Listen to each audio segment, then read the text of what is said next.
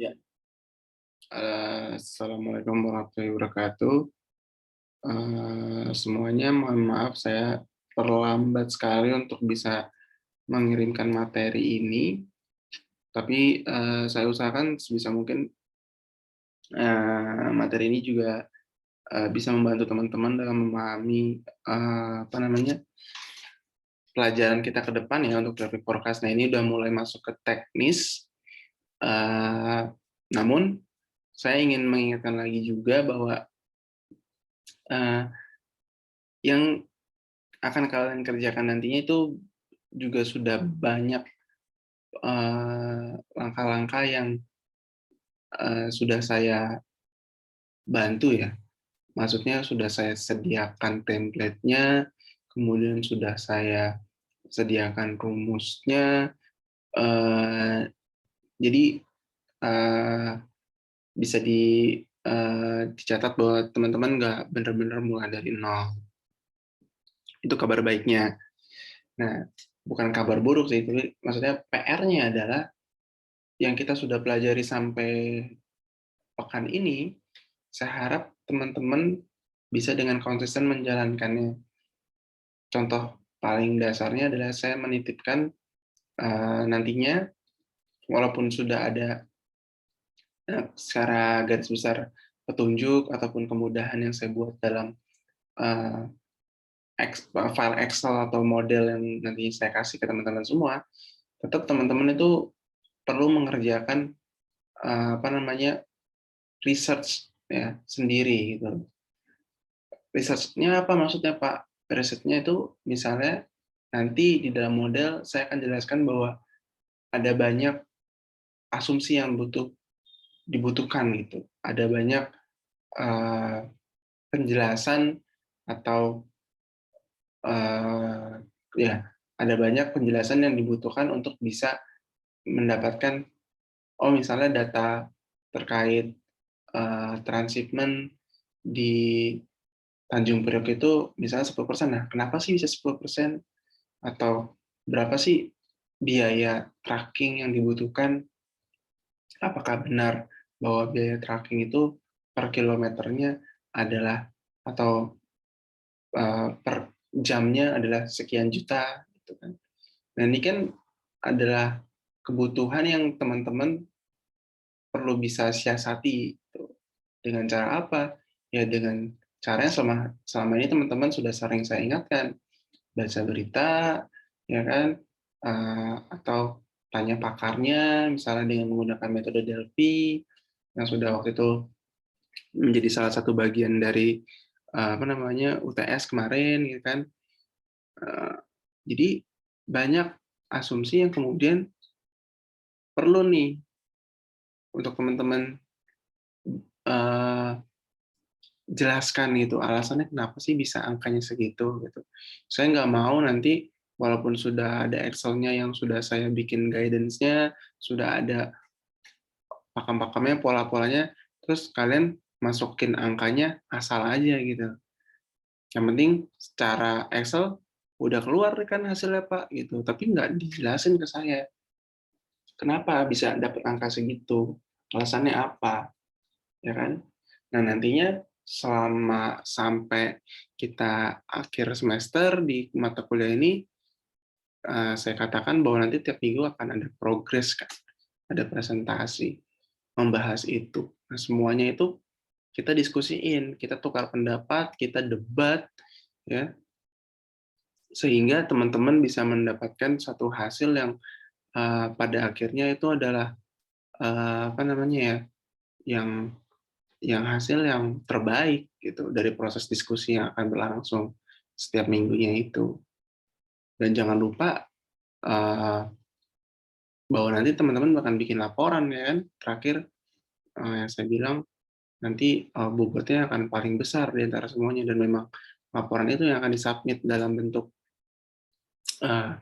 ya dalam bentuk makalah ya. Jadi kaidah-kaidah ilmiahnya juga harus tepat gitu. Jadi mulai sekarang juga mungkin bisa dicicil untuk bisa melihat bagaimana sih cara menulis sebuah laporan ilmiah yang baik dan benar, gitu kan. Ya contoh-contoh jurnal, ya contoh-contoh proposal penelitian, ya itu yang saya ingin kembali ingatkan sebelum saya masuk ke penjelasan yang teknis ini, ya. Jadi sekali lagi, pokoknya apa yang sudah kita pelajari intinya teman-teman harus konsisten untuk bisa menjalankannya selama beberapa minggu ke depan gitu. Dan diminta untuk partisipasinya lebih aktif lagi, utamanya pada teman-teman yang memang masih membutuhkan bintang-bintang ya, yang saya bilang gitu ya. Jadi keaktifan tiap minggunya akan tetap saya nilai secara individu. Bagi mereka-mereka yang merasa UTS-nya masih kurang, saya harap bisa lebih aktif di beberapa pekan ke depan sehingga bisa membantu untuk apa namanya ya memperbaiki nilai yang kurang kemarin. Oke, dan terakhir sebelum dimulai lagi saya ingatkan bahwa di mata kuliah ini tidak ada yang benar dan salah 100%, semuanya harus bisa dibuktikan dengan data dan argumentasi yang kuat. Maka dari itu, nggak boleh ada yang takut salah. Ya, saya lagi, nggak boleh ada yang takut salah. Kalaupun salah, kita belajar bareng-bareng dan saling mengingatkan. Oke, nah itu aja. Nah, untuk memulainya, sini saya akan melakukan screen sharing ya, untuk bisa kita bahas bareng-bareng. Oke, di sini teman-teman udah bisa lihat bahwa saya membuat satu Excel ya, file Excel berjudul Port Traffic Forecast Simulation Model. Ya, di sini ada 3 sheet table yang nantinya akan saya jelaskan. Ketiga sheet-nya ini fungsinya apa aja. Oke. Kemudian di sini juga apa namanya ada beberapa kolom yang saya berikan warna ya untuk bisa memudahkan. Mungkin ini warnanya akan saya ganti menjadi kuning ya. Sebentar sebelum saya jelasin biar jadi nggak ada kesalahan. Oke, saya akan jelaskan secara pelan-pelan dan saya coba jelaskan sedetail mungkin yang saya bisa. Nantinya teman-teman saya harapkan jika ada kebingungan melalui video ajar ini bisa diputar ulang sehingga bisa mengerti lagi apa yang saya jelaskan. Tapi kalau memang ada benar-benar hal yang perlu banget untuk ditanyain, jangan ragu untuk tanya saya ya di grup tentunya. Jangan japri supaya apa? Supaya semuanya tahu. Gitu. Oke, di sheet ini yang pertama untuk melakukan port traffic forecast, salah satu langkah yang saya waktu itu juga sempat jelaskan adalah dengan membuat suatu pembagian daerah berdasarkan captive hinterland dan contestable hinterland yang dititik beratkan kepada jarak, ya. Dalam hal ini faktor yang saya ambil asumsi dasarnya yang paling kuat adalah jarak. Semakin jauh logikanya akan semakin jauh suatu pelabuhan dari daerah apa namanya pengiriman ya, logikanya akan membuat para pebisnis atau cargo owner semakin sulit untuk menggunakan jasa pelabuhan tersebut. Ya, meskipun dengan catatan yang saya waktu itu sampaikan, mungkin beberapa importir dan eksportir atau cargo owner ya tetap perlu mengirimkan barang ke Tanjung Priok walaupun mereka berasal dari Jawa Timur. Kenapa bisa begitu, Pak? Ya karena bisa jadi service call-nya atau shipping ya, shipping line misalnya hanya mau bersandar di Tanjung Priok dan tidak mau bersandar di Tanjung Perak meskipun itu lebih dekat. Jadi pasti ada aja gitu loh kondisi-kondisi anomali. Tapi secara umum kita bisa pahami bahwa jarak itu secara logika pun faktor yang paling mudah untuk kita bisa melakukan pembagian hinterland dalam bentuk aktif maupun contestable, atau bahkan bukan hinterland sama sekali seperti itu. Ya, itu dasarnya dulu kenapa di slide ini saya membangun asumsinya berdasarkan jarak. Nah, itu yang saya maksud. Asumsi yang saya buat pun ada alasannya, ada logika berpikirnya, ada runutan penjelasannya. Nah, saya harapkan teman-teman pun seperti itu. Kalau di presentasi yang kemarin teman-teman bisa dengan baik menjelaskan data-data pendukung, ya kan? Tapi belum dimasukin ke slide, teman-teman baca mungkin dari catatan-catatan sendiri. Nah, saya harap nantinya di laporan akhir dari mata kuliah ini, semua data-data pendukung itu bisa dijelaskan dengan baik, ya, tentunya dengan singkat, ya, karena keterbatasan dari media tulis di dalam laporan teman-teman. Ya, mungkin kalau dengan saya ngomong ini kan seolah-olah panjang, nah itu gimana dibikin singkat? Yang penting penjelasannya tersampaikan. Jangan sampai penjelasan itu tidak tercapture di dalam laporan akhir. Nah, balik lagi ke Excel ini, ya. Di sini ada hal yang perlu kalian ketahui terkait pembagian daerah hinterland-nya. Oke, pertama untuk membagi hinterland ini, ya, saya membuat suatu perhitungan tracking cost. Ya, diketahui dalam riset yang saya lakukan, ya, bagaimana saya melakukan riset ini? Ya bisa dengan menggunakan tadi metode Delphi atau benchmark terhadap jurnal-jurnal yang memang sudah ada atau penelitian sebelum-sebelumnya atau bagaimanapun, ya, saya mendapatkan asumsi data, bukan asumsi, mendapatkan data yang mengatakan bahwa rata-rata biaya tracking cost per kilometernya yang sudah mencakup biaya bensin, solar maksudnya, biaya makan supir, biaya supir secara umum, jasa supir, atau biaya-biaya lainnya seperti cukai, ya kan, atau biaya tol, semuanya ya, misalnya seperti itu secara rata-rata biayanya itu adalah 23.500 per kilometer. Oke.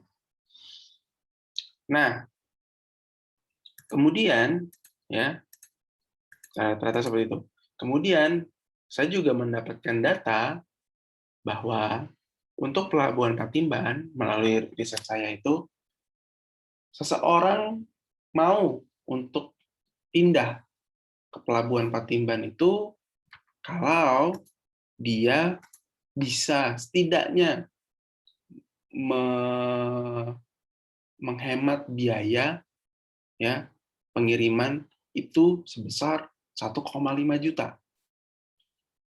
Ya, sekali lagi, setidaknya Patimban harus memiliki keuntungan, bukan keuntungan, ya,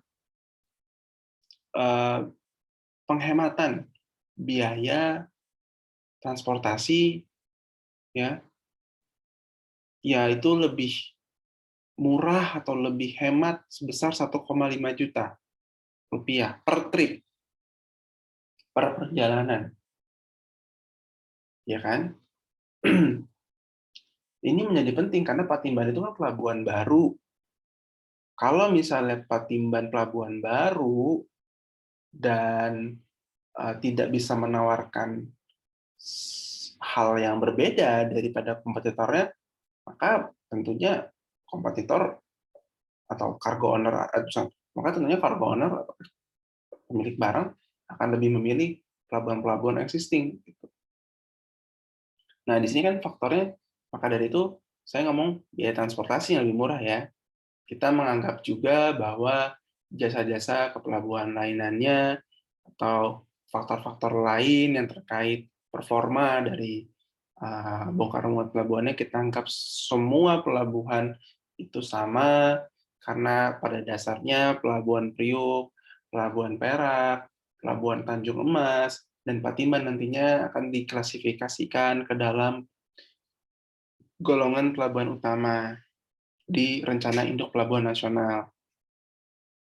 Sehingga kita asumsikan bahwa secara performa semuanya sama, sehingga yang paling bisa kita pikirkan untuk penghematan itu adalah di biaya transportasinya. Lagi-lagi itu adalah asumsi yang saya bangun dalam membuat model ini.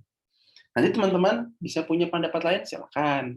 Tapi saya menyatakan bahwa paling tidak secara garis besar teman-teman berpegang saja sama model yang udah kerangkanya saya buat ini, sehingga teman-teman juga fokus dulu aja ke masalah biaya transportasi, ya.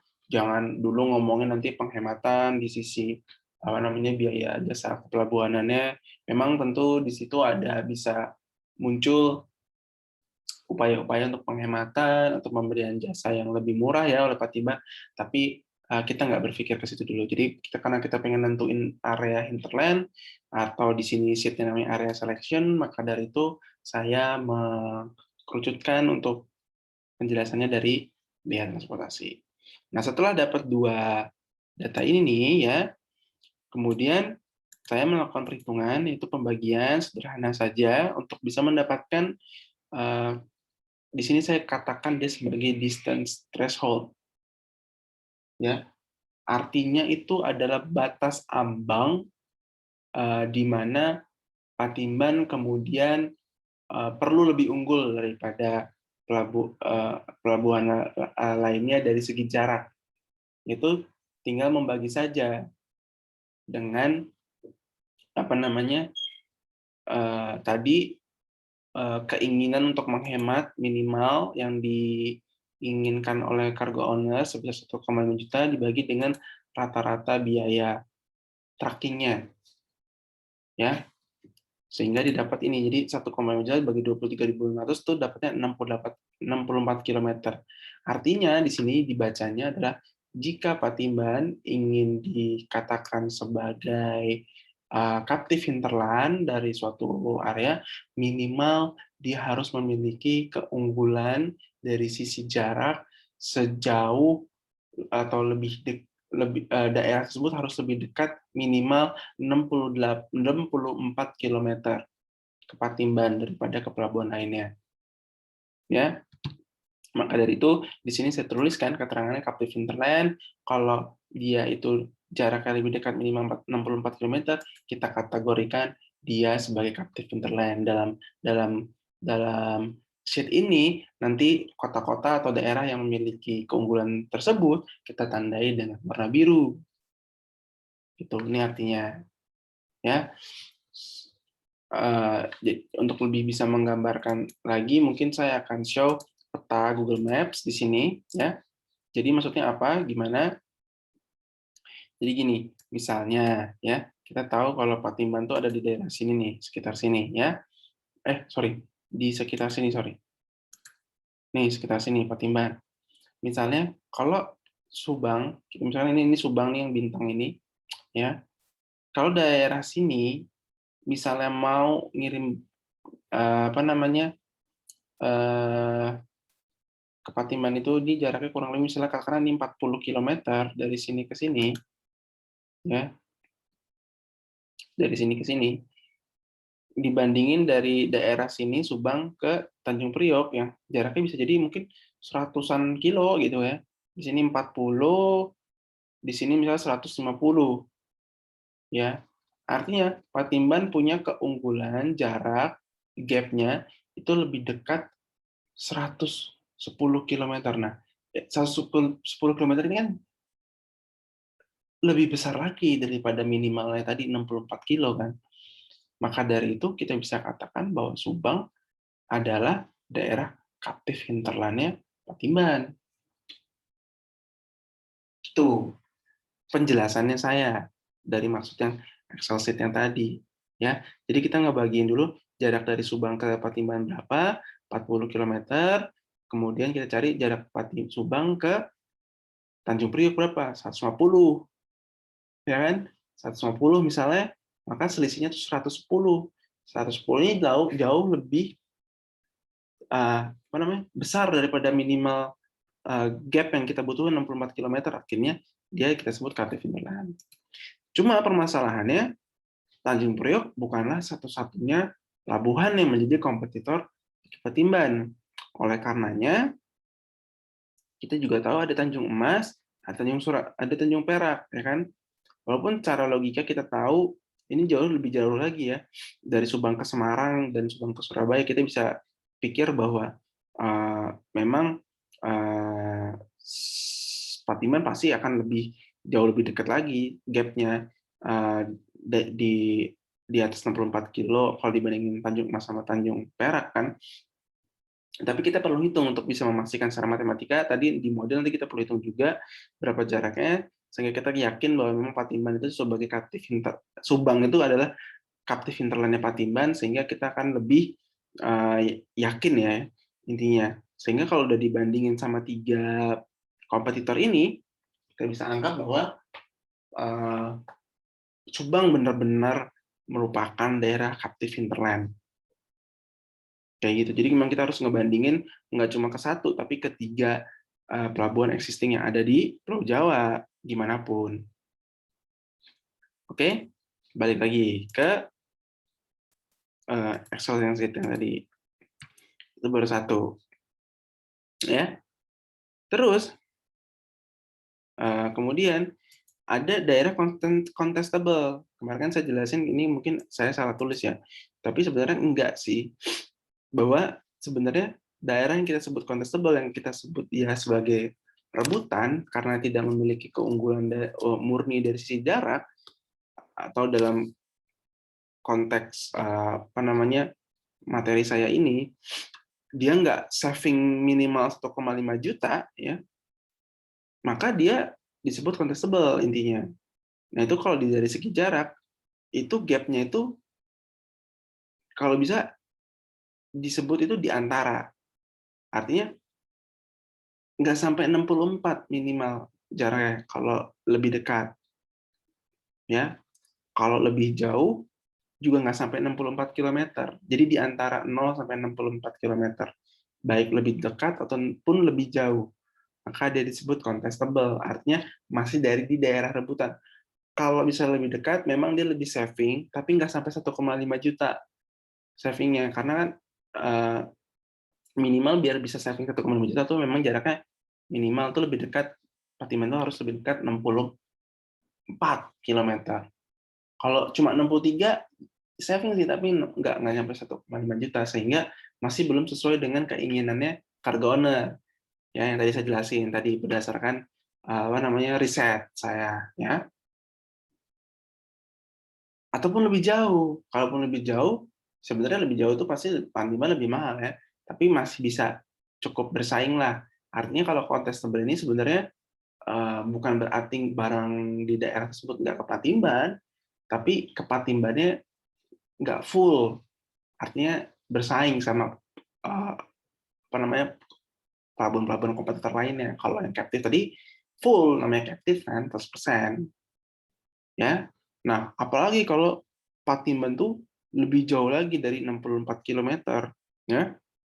Jarak dari daerah itu ke Patimban gap-nya lebih jauh daripada 64 kilo, ya. Lebih jauh daripada 64 kilo, maka itu pasti kita sebut itu bukan daerah hinterland. Contestable aja enggak, apalagi captive. Maka kita kasih warna gray di sini. Tadi yang contestable kita kasih warna green ya. Nah, di sini saya kasih contoh, teman-teman. Saya sudah menaruh beberapa kota ya. Jadi ntar kita mainnya di kota nih. Karena kan GRDP-nya itu nanti per kota atau kabupaten yang paling kecil. Maka dari itu saya mengharapkan teman-teman nanti ngelis nih semua kota dan kabupaten yang ada di Pulau Jawa. Saya ulangi lagi. Teman-teman ngelis semua kota dan kabupaten yang ada di Pulau Jawa. Ya, kota dan kabupaten yang ada di Pulau Jawa. Saya cuma ngasih contoh segini dong. Ini bukan berarti listnya selesai, tapi saya cuma ngasih contoh segini aja. Saya masukin kota atau kabupaten dulu sebenarnya dari masing-masing provinsi. Ya, kita bisa coba Kabupaten Kulon Progro. Ya, kalau di sini saya hitung distance-nya ke Patimon 392. Distance-nya ke Tanjung Priok itu 573. Perbandingan antara Patimban dan Tanjung Priok ini, Patimban lebih unggul. Minus 181 kilometer, artinya dia warna biru karena minimal 64 kilometer kan biru kan, dia warna biru. Artinya dia kaptifnya Patimban. Tapi itu baru berbandingan dengan Tanjung Priok. Kita cek lagi ke Tanjung Emas. Ke Tanjung Emas, jarak Kulon Progo ke Tanjung Emas itu cuma 168. Patimban lebih jauh 224 kilo. Artinya dia lebih jauh dari 64 kilo kan, artinya dia warna abu-abu. Sementara ke Tanjung Perak, jarak Kulon Progo ke Tanjung Perak itu 363 kilo. Ya. Selisihnya sama Patimban. Patimban itu lebih jauh 29 kilo karena dia di antara 0 sampai 64 dia warnanya hijau. Ya. Kalau misalnya ada satu aja warna abu-abu, dia pasti kita langsung kategoriin hinterland, kategorinya gray atau abu-abu. Artinya dia pasti bukan daerahnya Patimban, bukan pasti hinterland. Ya, kalau ada satu abu-abu aja, dia pasti di abu-abu. Jadi ini ada dua warna biru, di sini ada satu abu-abu, dia pasti abu-abu. Tapi kalau ada dua warna biru tapi ada satu hijau, dia pasti hijau. Dia pasti rebutan, dia pasti contestable. Ya, misalnya apa tuh di sini? Tegal. Tegal itu ke Patimban, ke Tanjung Priok, Patimban lebih dekat, 136 warna biru. Tapi ke Tanjung Emas ternyata Patimban lebih jauh 25 kilo. Artinya biarpun dibanding Tanjung Priok Patimban lebih unggul, tapi sama Tanjung Emas ini dia rebutan. Artinya di daerah Tegal ini itu daerah yang direbutin antara Patimban dan juga Tanjung Emas. Itu maksudnya jadi warna hijau. Sementara kalau dibanding warna Tanjung Perak, Patimban lebih unggul memang jelas ya kan. Tegal ke Tanjung Perak pasti lebih jauh. Tapi karena dia tetap ada satu warna hijau, dia kita sebut sebagai apa namanya? Contestable hinterland. Dia bagian dari hinterland Patimban nggak? Iya, tapi dia contestable. Sementara kalau yang disebut captive-nya Patimban, kayak misalnya contohnya Tasikmalaya, ini semuanya harus biru. Barulah kita sebut dia blue. Jadi kalau yang warna biru, yang captive hinterland, dia harus tiga-tiganya biru. Jaraknya Patimban selisihnya. Baru kita kategoriin blue, baru kita, ya dia itu masuk ininya Patimban. Jadi kita teman-teman, ini no ya, sorry. Teman-teman yang teman-teman lakukan, teman-teman ngelis lagi kota-kota yang lain yang belum di sini misalnya apa? Misalnya Jakarta Barat, atau yang belum di sini misalnya tadi Subang gitu kan. Teman-teman cari jaraknya ke Patimban berapa, jaraknya ke Tanjung Priok berapa, kayak gitu. Nah ini di sini udah ada rumus nih lihat nih. Ini udah ada rumus nih di sini, ya kan? Nah ini nanti teman-teman kalau udah masukin di sini misalnya 100, ini 150, teman-teman di sini tinggal, nah ini dia, ini udah muncul sendiri nih warna angkanya. Cuma kan ini warnanya masih sembarang. Ini kan minus 50 harusnya hijau dong kan di antara. Berarti kita antar warnain dia warna hijau sendiri manual. Di Tanjung Mas berapa? Misalnya 134. Nah, itu muncul ini tapi minus 34 kan, masih belum di minus 64 kan. Berarti ini juga masih warna hijau. Terus ini teman-teman cari lagi 123 misalnya. Ini lagi-lagi di antara ini warna hijau. Karena tiga-tiganya hijau, pasti interland kategorinya kita kategoriin green. Kita tulis lagi sendiri sini green. Di sini bagian dari interland Patimban nggak? Yes. Karena walaupun contestable, dia tetap bagian dari Patimban. Nah, perlu diperhatiin biar nggak tukar-tukar. gede kecilnya huruf yang teman-teman tulis di sini tuh harus sama ya. Jadi kita cuma kenal gray, green, blue. Jadi jangan sampai ada yang nulis kayak green-nya GR-nya gedenya 2, terus I-nya, terus N lagi gede kecil gini. Nanti agak susah ntar karena kita nanti bisa menggunakan fitur filter di sini. Di sini ntar ada ada fitur filter.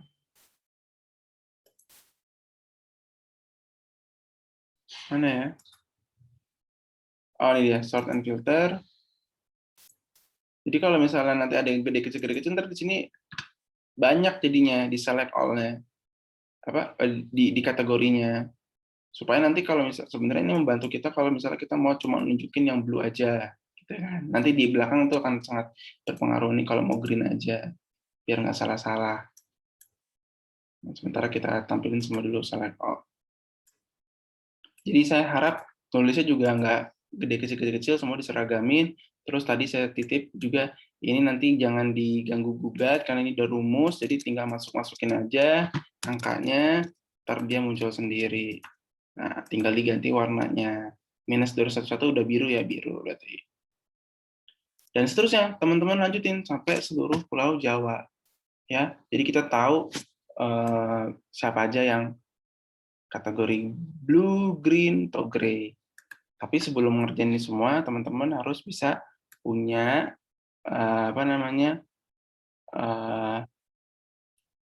asumsi ini. Nah, ini dapat dari mana tadi? Teman-teman perlu nanya, riset, nyari data, dan sebagainya. Oke? Ntar di sini, kalau misalnya di sini ada yang bilang, apa bukan 1.500.000, saya berdasarkan riset saya wawancara, bla bla bla bla bla bla, ini 2 juta, terus average cost-nya ini 25.000, Pak.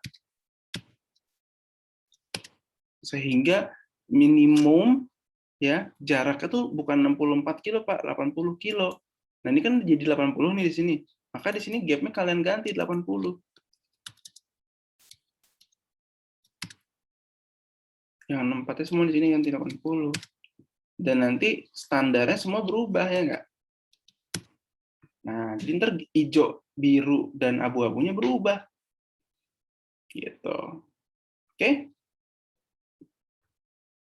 Nah, nanti dari sini semua akhirnya dapatnya apa? Kalian udah bisa nentuin mana yang hijau, mana yang biru, mana yang abu-abu. Buat nyari tahu KT contestable sama yang bukan daerahnya Patimban. Itu langkah 1. Kita bahas ke sheet nomor 2 berikutnya penjelasannya. Nah, sebentar.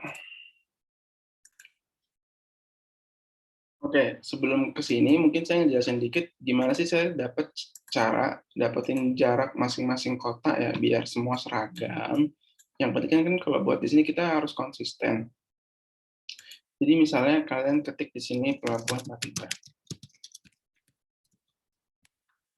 Nah, buat nyari jarak Pelabuhan Patimban ke kota-kota ini, maka kalian cukup ketik nama kotanya, misal atau nama kabupatennya, misalnya Tasikmalaya. Ya, misalnya kalau kota, ada nggak kota ya Tasikmalaya? Tasikmalaya City. Atau misalnya gini deh, Bandung City. Bandung kan ada 2 ya, ada Kabupaten Bandung, ada Bandung City gitu kan.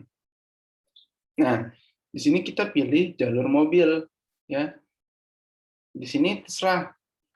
Misalnya di sini kan opsinya ada yang bisa avoid toll, kalau avoid toll berarti ntar, no, dia lewatnya gini. Tapi mungkin nggak ada truk lewat jalur yang bukan tol. Kemudian, ya mungkin sih, cuma kayak, ini kan pasti jalur yang sangat bahaya, karena kan ini naik gunung ya agak sulit lah, karena kan truk itu kan juga nggak bisa lewat medan-medan yang susah. Jadi maksud saya gini, kita konsisten aja, kita pakai jalur mobil dan nggak usah ditulis avoid ya. Jadi semua konsisten, ya nanti biar Google Maps saja yang nentuin jaraknya tuh berapa. Nah di sini kan kita bisa lihat, ini jaraknya itu dari Bandung City ke Palabuhan Patimban tuh berapa di sini? Tulisan kilometernya 140 kilometer. Ya nggak? Akibatnya, kita tulis di Patimban tuh segini. Tapi kan kita nyari harus ke 3 pelabuhan kan? Berarti sini Tanjung Perak. Misalnya satu lagi, pelabuhan.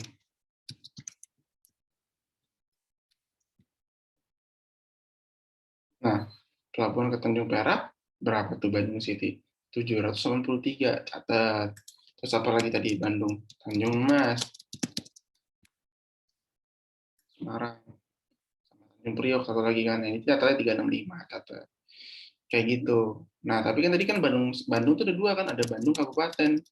Tulis Bandung Regensi. Nah, kan titik awalnya jadi berubah tuh. Tadinya Bandung City di sini, sekarang dia Bandung Regensinya di bawah. Saya tahu Bandung itu kan luas, tapi kenapa Pak kita ngambil cuma satu titik yang di sini aja? Itu kan sebagai aproksimasi ya. Namanya kan Kabupaten Bandung kan ini luas nih segini nih. Bisa ada yang dari sini ngirimnya, ada yang dari sini. Mungkin ntar ada selisihnya Pak, bisa lebih cepat. Tapi kan sekali lagi ini kan pendekatan model ya. Jadi kayaknya kita lebih pengen yang simplifikasi juga, dan pada itu kita serahin ke hitung-hitungannya Google Maps nih untuk kali ini. Jadi kita ngambil kayak ibaratnya kayak rata-ratanya lah di tengah kotanya atau di tengah kabupatennya. Pasti dia udah ngasih arahan sendiri.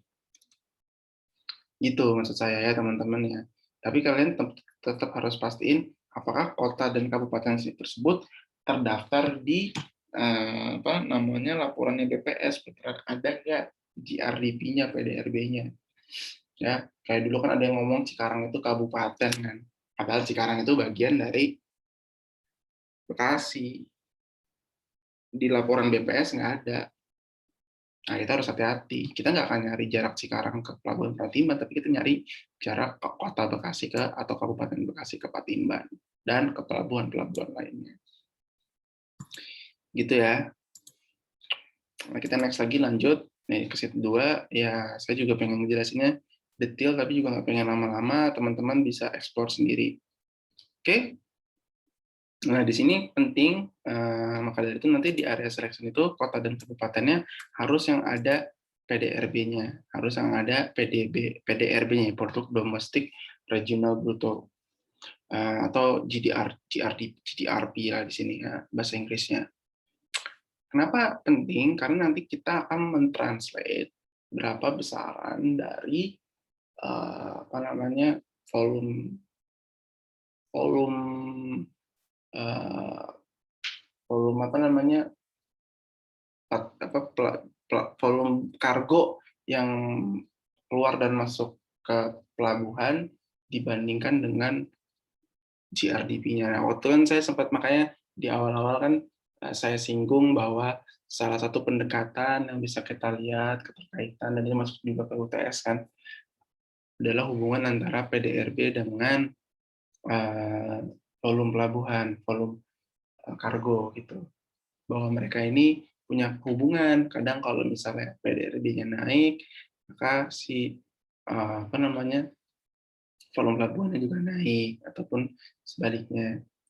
Nah, di sini kita mengartikan bahwa ekonomi akan punya kaitan ya punya kaitan lah yang erat dengan volume kargo di suatu pelabuhan.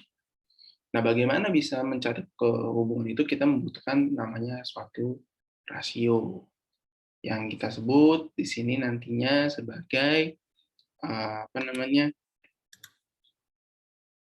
GDP to TEU conversion. Ya, mungkin ini baiknya saya pindah ke sini.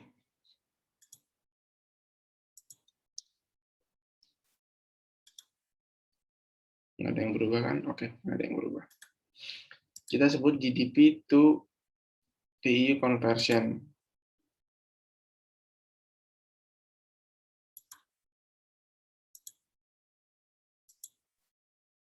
Oke, yang kita pengen cari itu ini, yang ini saya saya nggak perlu ganti, nggak perlu pindahin. Yang ini, yang baris pertama ini yang kita pengen cari. Ini, ya. Kita pengen cari ini. Jadi kita pengen cari rasio GDP atau PDB, ya, atau PDRB seluruh kota dan provinsi PDRB lah semua yang ada di Pulau Jawa dibagi dengan volume TU conversion-nya. Nah, di sini kita punya data historis dari tahun 2014 sampai 2018. Ini data aktual, ya. Mungkin ada perbedaan dari laporan. Data ini dapat dari mana, Pak? Dulu sih saya dapatnya dari waktu kerjasama sama konsultan, ya. Tapi kita anggap bahwa nantinya data ini menjadi acuan, dan sebenarnya kalau mau ngelihat data-data publik bisa dilihat di laporan tahunan perusahaan. Tapi kadang ada satu masa ada laporan yang tidak mencantumkan volume di tahun tertentu, itu bisa sangat mungkin karena kan pelabuhan di Indonesia itu Pelindo itu bukan pelabuhan terbuka, ya. Artinya tidak ada kewajiban mereka juga untuk ngasih tahu sebenarnya mereka ngelola berapa sih volume pelabuhan itu. Ya, maka dari itu memang sulit memang kita untuk bisa dapetin ini. Ya, maka dari itu saya kasih disclaimer di awal bahwa data ini saya dapat waktu itu sama konsultan. Jadi ya anggap aja ini udah data yang pendekatannya paling benar, karena konsultan itu pasti punya relasi dan hubungan yang sangat kuat sama Pelindo, pasti data ini dapat dari internal mereka juga. Nah, singkat cerita, kenapa saya masukin data historis ini dari 3 pelabuhan besar? Balik lagi, saya akan stop share dulu di sini, akan sharing lagi peta. Balik lagi, kita anggap bahwa ya ini saya nah kita anggap Patimban kan pelabuhan baru yang akan mendisrupsi alur keluar masuknya barang ke Pulau Jawa dari sisi laut, ya. Dulu sebelum ada pelabuhan Patimban, barang itu masuk dan keluar pintunya cuma ada 3, Tanjung Priok, Tanjung Emas, sama Tanjung Perak. Ya mungkin ada banyak pelabuhan-pelabuhan lain lah di sini, tapi kan kita ngomonginnya kan kontainer dan kelas besar. Dulu bahkan ada Cirebon juga, tapi Cirebon sekarang udah nggak ngurusin kontainer lagi. Maka dari itu cari garis besar yang representatifnya itu pintunya cuma 3, Tanjung Priok, Tanjung Emas, dan Tanjung Perak. Nah, sekarang ada pelabuhan Patimban, pelabuhan kelas utama nih masuk dibikin di sini. Artinya ada kemungkinan pintunya jadi 4, bukan ada kemungkinan lagi. Pintunya memang akan jadi 4 sekarang. Pasti ini kan mengubah peta alur logistik barang di Pulau Jawa, kan. Nah, untuk karena itu juga pembagiannya data historisnya kita asumsiin sampai tahun 2018, memang data yang terakhir yang saya punya di 2018, dan memang 2018 Patimban belum ada. Intinya barang keluar masuk pasti lewat 3 pintu ini, makanya kita masukin 3 pintu ini untuk kita bisa tahu sebenarnya berapa sih kontainer yang beredar di Pulau Jawa itu. Dari tahun 2014 sampai 2018 itu kurang lebih ada sekitar 10 juta. Kita ngomongin yang data terakhir aja ya buat representatif, ya. 2018 data terakhir yang saya punya lah, 2015 itu 10.647.956 TEU, ya. Nah, ini dapat dari mana? Ternyata bukan cuma asal jumlahin yang kontainer yang masuk ke atau keluar masuk ke pelabuhan di 3 tadi, tapi dia juga harus dikurangin sama transshipment. Ya, dan kenapa di sini cuma transshipment doang di Tanjung Priok? Jadi gini, asumsinya, nah ini kata ngomongin asumsi lagi. Saya tadi kasih kata kunci, sebelum saya ngebahas dikurangin sama transshipment, saya kasih kata kunci, 10.647.956 TEU ini adalah barang kontainer yang beredar di dalam Pulau Jawa. Kalau kita balik lagi ke peta, berarti yang beredar di sini, entah yang menuju pelabuhan atau dari pelabuhan, benar-benar keluar dong, atau berasal dari luar pelabuhan dong. Berarti maksudnya benar-benar ya dia misalnya dari Priok ke Bandung, ya barangnya keluar dari pelabuhan ke Bandung, atau dari Bandung sebaliknya ke Priok, barangnya yang dari luar, berasal dari luar, baru ke pelabuhan. Nah, kalau transshipment, itu kan, kalau transshipment artinya apa sih? Barang tuh cuma singgah doang nih, di mana? Di Priuk. Dia nggak bener-bener keluar. Karena transshipment bisa jadi tujuannya itu ke daerah lain, ke Makassar kah, atau kemana. Dia nggak bener-bener beredar di Pulau Jawa. Maka dari itu kita harus mengurangi volume transshipment. Pertanyaannya, kenapa cuma Tanjung Priuk? Kenapa nggak Tanjung Emas dan Tanjung Perak? Lagi-lagi itu kan keterbatasan data. Ya, kalau misalnya teman-teman punya referensi, punya sumber yang kemungkinan besar memiliki data terkait presentase kisaran dari volume transshipment yang ada di Tanjung Emas dan Tanjung Perak, maka teman-teman bisa sangat boleh nambahin di sini Tanjung Perak. Berapa transshipmentnya? Tambahin lagi di sini. Berapa? Misalnya 5%. Nah, ini ntar kan jadi pengurang lagi. Sehingga ntar ini dikuranginnya nggak cuma sama Tanjung Perak, Tanjung Priok, tapi cuma sama Tanjung Perak. Oh, ini ada kesalahan.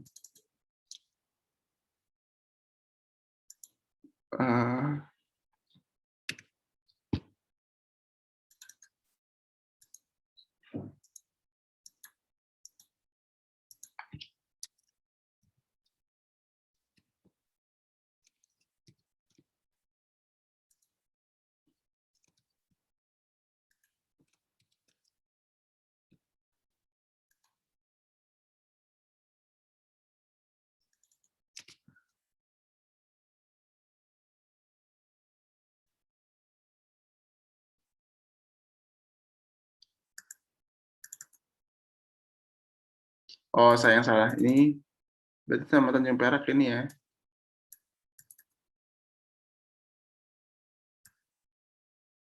Ini di sini. Ah, iya. Kayak tadi rumusnya salah.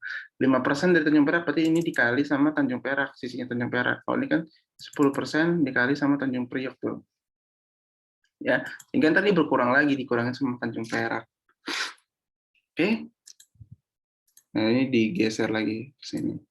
Nah, ini kalau soal-soal teknis belajar Excel-nya gimana rumus-rumusnya, saya nggak bisa jelasin juga sih, ya teman-teman memang harus latihan. Tapi pada dasarnya ngikutin kerangka saya, cuma kalau bisa sebisa mungkin jangan sampai rubah-rubah rumusnya, cuma kalian nambah-nambahin kan. Kalau kayak gini kan nambahin transshipment di Tanjung Perak kan kalian tambahin di bawahnya. Misalnya Tanjung Mas kalian dapat lagi, ya tambahin lagi di bawahnya. Cuma angka 10% dan 5% ini benar-benar harus ada alasannya, harus ada penjelasannya. Saya bilang 10% itu karena itu kan tadi saya bilang ada riset saya dengan apa namanya konsultan. Ya mungkin saya di sini nggak bisa jelasin gimana prosesnya karena kan itu masalah konfidensial dan itu kan nggak etis saya jelasin. Tapi ntar saya minta pendekatan dari teman-teman cara serupa gimana kalian bisa dapat presentase transshipment ini. Anyway, blok-blok yang di kuning ini bukan berarti fix. Saya sangat mengharapkan ini beda angkanya dari saya. Jadi yang tadi kan di sini kan saya contohin sini 2 juta, tracking cost-nya 25.000 sehingga threshold-nya jadi 80 km kan. Di sini saya nulisnya 10%. Jangan sampai ada yang bilang ini 10%-nya sama saya angkanya. Karena saya ngikutin Pak Wegit gitu. Kalian harus bisa dapat angka kuning ini dari penelitian kalian sendiri. Ya, singkat cerita ini saya kasih petunjuk lagi, saya nambahin satu transshipment. Maka dari situ kalian jangan bingung kalau misalkan di sini nggak ada Tanjung Emas karena apa, misalnya juga bisa dihasilkan bahwa Tanjung Emas nggak nemu datanya kan karena keterbatasan. Jadi kita cuma pakai dua asumsi ini Pak, karena memang dua pelabuhan ini jauh lebih besar daripada volume dari Tanjung Emas. Jadi Tanjung Emas nggak terlalu signifikan. Kan bisa juga ngomong kayak gitu alasannya. Ya, tapi intinya kalian bisa dapat Java volume ini yang benar-benar beredar di Pulau Jawa tuh sekian, ya. Itu baru satu langkah, langkah satu. Langkah kedua, kalian kumpulin semua GRDP atau PDRB yang ada di setiap provinsi. Nah, ini saya langsung masukin kali ya, itu apa namanya, provinsi ya. Kenapa langsung provinsi ini biar cepat? Karena sebenarnya kita pengen tahunya GRDP di Pulau Jawa ya. Kalau yang sebelum-sebelumnya kan saya minta dalam kota dan kabupaten. Pada akhirnya kan GRDP provinsi akan sama dengan seluruh GRDP kabupaten dan kota. Maka dari itu biar cepat masukin aja provinsinya. Tapi kalau yang ini kenapa kota dan kabupaten? Karena ini kan sebenarnya buat nyari area captive dan contestable hinterland. Jadi beda ya, beda urusannya. Dan ingat saya bilang ini kan IDRB, ini satuannya nih unitnya. Ini artinya billion rupiah atau miliar rupiah. Jadi kalau di sini saya tulis ini kan 1 miliar, berarti ini miliar kali miliar. Ya jadi 1 miliar miliar intinya. Jadi ntar angkanya bukan 9 tapi angka nolnya itu 18 kalau mau disebutin. Kan agak susah tuh kalau angkanya di atas 12 kan kita nggak kenal lagi ya. Kalau misalnya kalau 12 kan maksimal kita kenal jadi triliun. Gitu kan. Tapi intinya ini bukan cuma 1 miliar nih PDRB-nya, bukan 1 miliar rupiah, tapi ini miliar rupiah ya. Karena ingat ini udah dalam bentuk PDRB. Sekali lagi, ini data historis sampai 2018, asumsinya memang kita ngerjain aja sampai 2018. Tapi kalau teman-teman bisa dapat data baru, karena kan sebenarnya kita udah berada di 2021 ya. Kalau ngomongin 2021, mungkin data 2021 ini nggak bakal bisa dicari. Karena kan ini baru banget, masih belum jalan. Data 2020 sebenarnya juga belum bisa dicari. Ya kan? Karena kadang-kadang kita udah jalan berapa bulan di bulan 2021, data yang 2020 tuh belum jadi, belum ada. Tapi kok yang paling bisa kemungkinan dicari itu yang 2019 sebenarnya. Jadi tugas lagi teman-teman nyari tahu 2019 itu ada nggak datanya. Kalau emang nggak ada datanya bisa ditambahin, itu akan luar biasa nilai tambah sendiri.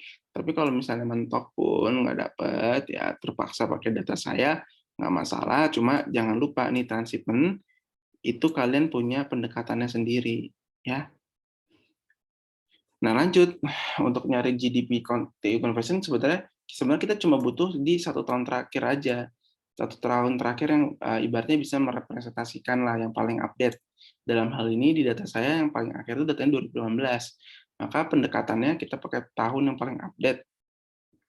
Ya, jadi pembagiannya itu gampang, tinggal apa namanya J6 ini adalah volume kan ini kan TEU per IDR triliun, artinya berapa sih rata-rata jumlah kontainer per 1 triliun GDP itu artinya ya berapa jumlah kontainer yang ada per 1 triliun GDP. Makanya ini dibagi sama GDP ya, tapi GDP dikali 1000 lagi karena kan kita pengen jadinya triliun kan, biar angkanya itu jadinya gede. Kalau dijadiin miliar ntarnya jadi 0, 0, nih. Jadi makanya dikali 1000 biar jadi triliun dulu. Oke. Dapatlah kita dapetin angkanya rasionya 1,65. Artinya dalam setiap 1 triliun GDP itu ada rata-rata 1,65 kontainer ukuran 20 feet. Nah, saya ulangin ya. Jadi artinya di sini dalam 1 triliun GDP yang dihasilkan di Pulau Jawa itu ada 1,65 kontainer ukuran 20 feet yang beredar. Ya. Oke, maka ini tugas kita selesai di sini. Kecuali kalian teman-teman dapat yang 2019 itu akan lebih baik lagi karena saya juga dapat update-nya jadinya. Berapa sih di sini dengan gimana cara 2019? Nanti kalian cari dulu ini hasilnya tiap pelabuhan berapa, GDRP-nya ditambahin lagi yang baru. Sama ntar asumsi pendekatan transshipment-nya. Oke. Oleh itu sebenarnya udah selesai nih sheet 2. Udah selesai. Alhamdulillah ya. Kita masuk ke sheet 3 yang terakhir. Oke. Di sheet 3 yang kalian lakukan sebenarnya kalian mulai dari sebelah sini. Yang bawah sini. Yang ini nanti, yang ini hitung-hitungan aja gampang. Nanti dulu. Jadi kita mulai dari yang justru yang paling bawah sini nih. Pertama kalian masukin mana aja daerah-daerah yang merupakan hinterland, areanya Patimban dari setiap provinsi. Ya, dalam hal ini saya cuma nyontohin 2 provinsi aja, West Java sama Central Java. Kalau misalnya ada di Banten juga ada, di Jakarta ada, di Jawa Timur ada, masukin aja, nggak masalah. Kalau ternyata 3 provinsi yang lainnya itu nggak ada sama sekali, nggak usah dimasukin. Intinya yang dimasukin di sini cuma yang green sama yang blue, yang gray nggak usah. Green sama blue, yang gray nggak usah ya, sekali lagi ingetin. Nantinya teman-teman di sini, teman-teman nyari GRDP per kota dan per kabupaten. Nah, setelah tadi cukup nyari pakai provinsi, tapi kalau di sini kita lagi nyari-nyari lagi GRDP per kota dan per kabupaten. Dan karena ini basisnya ada dari 2018, kita cari GRDP per kota dan per kabupaten di tahun 2018. Ya, karena satuannya tadi miliar-miliar, jangan lupa konsisten dibikin miliar semua. Nah, ini datanya kita masukin langsung dari si laporan BPS. Jadi ini plek-plekan dari mereka, ini kan makanya bentuknya angkanya konstan ya, ini juga. Saya cuma masukin 4, bukan berarti cuma 4 kota kabupaten doang ya, cuma ini kan contoh. Nanti teman-teman lengkapin lagi di bawahnya sendiri. Dan jangan lupa masukin kategorinya di green atau blue untuk membantu kita mengidentifikasi. Berikutnya di TIU ini sebenarnya sudah ada rumus, yaitu kalian tinggal sebenarnya masukin aja di sini. Nanti misalnya di sini masukin lagi misalnya Subang, kan? Subang misalnya masuk kategori blue. Ini masuknya pasti IDRB. Misalnya ini masukin aja angkanya dari sana itu misalnya segini. Ya, ini tinggal gimana dapetin TIU-nya, tinggal ditarik ke bawah gini aja. Maksudnya apa sih di sini TIU-nya? Jadi caranya adalah kita ngaliin, tadi kan kita dapat IDR triliunnya ini kan, ini harusnya ngeling ya. IDR triliunnya itu kan ini. Ya harusnya ini ngeling, sorry, ini ntar saya benerin lagi. IDR triliunnya kan tadi kan ini 1,65, ya kan? Jadi artinya setiap 1 triliun rupiah itu ada 1,65 kontainer. Nah, di Cianjur itu ada 24 miliar ya, miliar rupiah. Berapa kontainer sih itu jumlahnya? Ya, kalau misalnya 1 triliunnya ada segini, berarti rumusnya adalah ini ya dikali sama rasio tadi dibagi sama 1000. Kenapa bagi 1000? Karena ini kan triliun, ini kan mintanya miliar. Makanya yang di sini kita bagi sama 1000. Dapatlah hasilnya bahwa pada tahun 2018 perkiraannya jumlah TIU yang ada di kota Cianjur, yang dihasilkan di kota Cianjur dengan GDRP-nya adalah 24 miliar adalah sebanyak 39.678 TIU atau kontainer ukuran 20 feet. Di Cirebon ada 43 ribuan, di Subang misalnya ada 412 ribu. Ingat, ini saya ngarang ya. Saya cuma ngasih contoh aja buat nambah-nambahinnya. Dan seterusnya. Ini juga ntar Central Java, ntar seterusnya. Ini kan kota Tegal, misalnya ntar sini ntar Kabupaten Tegal. Ya kan? Dan seterusnya. Setelah kalian list semua yang daerahnya hinterlandnya Patimban, baru kita ngeliat di sini. Kita bedain mana yang blue, mana yang green. Ya. Nah, dengan kasih asumsi di sini, kalau captive kan tentunya dia adalah satu-satunya pelabuhan yang merupakan yang memiliki kelebihan unggul lah dari segi jarak, waktu dan sebagainya. Maka dianggap bahwa daerah-daerah yang blue, yang captive itu 100% ya, itu masuk semua ke Patimban. Ya, dalam hal ini diwakili blue-nya itu sama Subang, sama Cirebon. Tadi kan ini Subangnya nggak ada ya, saya lihat. Ini Kabupaten Tegal juga nggak ada, saya lihat. Di sini kan dari 4 kota ini cuma Cirebon doang yang blue. Berarti masukin 43%-nya masuk semua ke captive. Nanti yang green-nya Green itu kan contestable, artinya dia saingan sama pelabuhan-pelabuhan lain. Pasti bukan 100% yang ke Patimban, tapi pertama kita jumlahin dulu semua green yang ada. Green-nya itu diwakilin di sini dari 4 kota tuh ada Cianjur, Brebes, sama Tegal. Dia berarti totalnya ada 95.000. Cuma di sini saya kasih asumsi bahwa 35%-nya aja yang masuk ke Patimban. Kenapa 35%, Pak? Kenapa nggak 50% dan sebagainya? Itu adalah sama kayak tadi, hal-hal sebelumnya. Harus pakai penjelasan, logika, dan data bagaimana kalian bisa menarik kesimpulan bahwa 35% itu ke Patimban. Ya, atau misalnya angkanya berapa aja bisa kalian bisa bilang 25% dan sebagainya, cuma harus ada penjelasan. Nantinya di sini 2018 akhirnya masukin ke sini.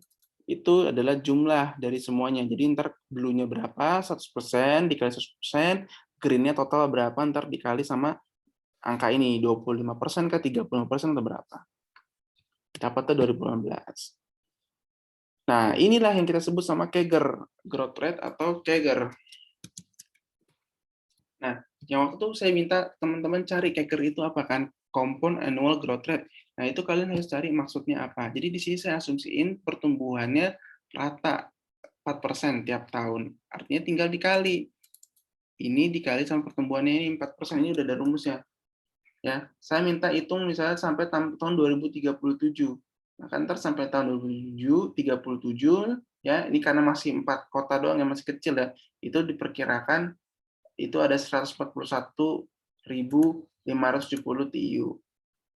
Nah, 4% gimana dapatnya juga? Itu juga harus ada alasannya. Ini juga warnanya bukan hijau ya, ini warnanya harus kuning. Ini asumsi juga nih. Dan ini secara grafik ditumbuhnya ini. Oke. Nah, ini nanti kita omongin lebih lanjut, karena bisa jadi, misalnya nih ngomongin ya, Pak, di 2020 kan ada COVID, Pak, misalnya. Makanya ini turun ini. Ini nggak 4%, Pak, ini turun nih sekian atas gini. Ini bisa bisa kalian mainin manual. Misalnya ntar dikali lagi, ini turun, Pak, nggak segini, turun 20% dari target. Berarti ya masukin aja dikali 0,8.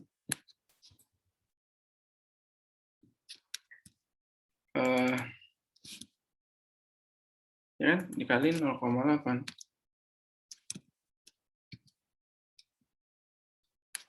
Gitu. Nah, kan ini turun, terus naik lagi, misalnya dulu. Ya, ya ini saya masih belum bisa tentuin apakah nanti kita nganggap ada COVID atau enggak, atau gimana, tapi paling enggak teman-teman dapat gambarannya lah. Ya, kurang lebih secara singkat itu saja dulu yang bisa saya jelaskan karena ini masih teknisnya. Nanti saya buka proses tanya jawabnya di grup boleh atau di minggu berikutnya. Cuma di minggu depan saya titip banget teman-teman sudah bisa paling enggak nyicil kegiatannya dengan bentuk area selection ini.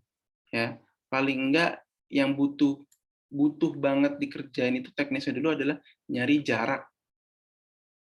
Karena kan tadi pakai Google Maps itu kan satu-satu kan, itu panjang dan berlibat. Ya, sementara yang ini sambil jalan nih. Tentunya kalian nggak bisa warnain hijau, biru, dan abu-abunya kalau nggak nentuin ini ya. Tapi jangan sampai nunggu ini dulu, baru ngerjain yang bawahnya ini. Saya minta kalian kerjain dulu yang ininya dulu. Jadi nentuin hijau, biru, sama abu-abunya nanti pelan-pelan. Ya, di minggu depan saya minta ada hasilnya dulu. Hasilnya adalah ini. Sama nanti nyarilah paling nggak nyicil yang ini 2019 ada apa enggak. Tapi saya pengen fokus ke sini dulu deh, karena ini pasti makan banyak. Karena saya minta sepulau Jawa, kota dan kabupatennya. Jangan sampai luput, ya. Karena kita cuma punya berapa pertemuan lagi kan, kurang lebih 4 atau 5. Jadi saya harap dicicil, sambil nanti kita tanya jawab, diskusi lagi, karena di minggu depan saya harap bisa live, pertanyaan-pertanyaan yang bingung di materi saya ini bisa diajuin nanti pada saat minggu depan. Oke, karena keterbatasan waktu, sekali lagi saya minta maaf. Nanti file akan saya share di grup dan juga link videonya ini ya. Kurang lebihnya saya mohon maaf. Terima kasih. Wassalamualaikum warahmatullahi wabarakatuh.